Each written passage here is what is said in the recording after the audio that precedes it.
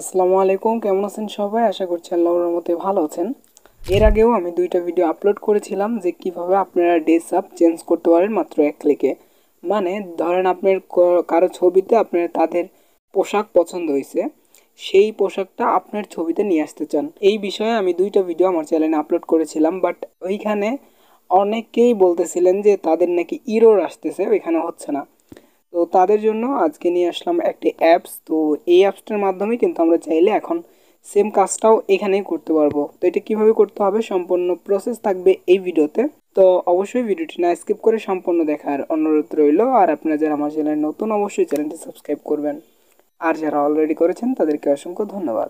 Already তো প্রথমত আমাদের যে কোনো আমরা পোশাক ডাউনলোড করে নেব। তো ডাউনলোডের জন্য আমরা এখানে বেছে নিচ্ছি পিন্টারেস্ট। তো পিন্টারেস্টে অবশ্যই ভালো ভালো ড্রেস আপ এখানে পাওয়া যায়। তো দেখতে পাচ্ছেন এখানে অনেক সুন্দর সুন্দর কালেকশনগুলো আছে, মানে ছবি আছে।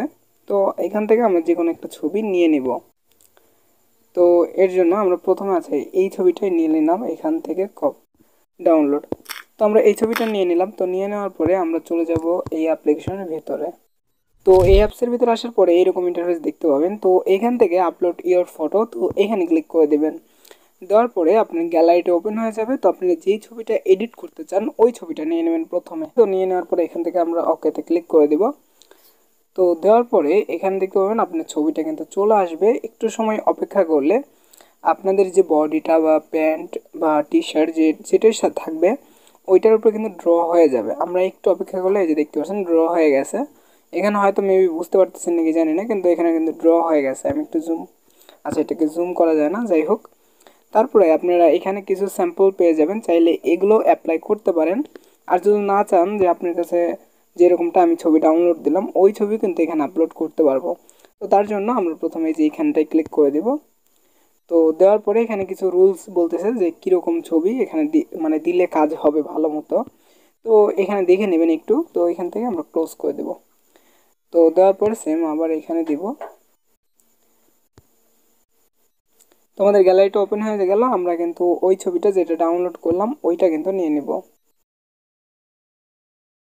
তো আমরা কিন্তু এই ছবিটা কিন্তু এখানে আপলোড করে দিছি। তারপরে আমরা এইখানটায় ক্লিক করে দিব। এখানটায় ক্লিক করে দেওয়ার পরে এখানে কিন্তু আমাদের একটি অ্যাড দেখতে হবে।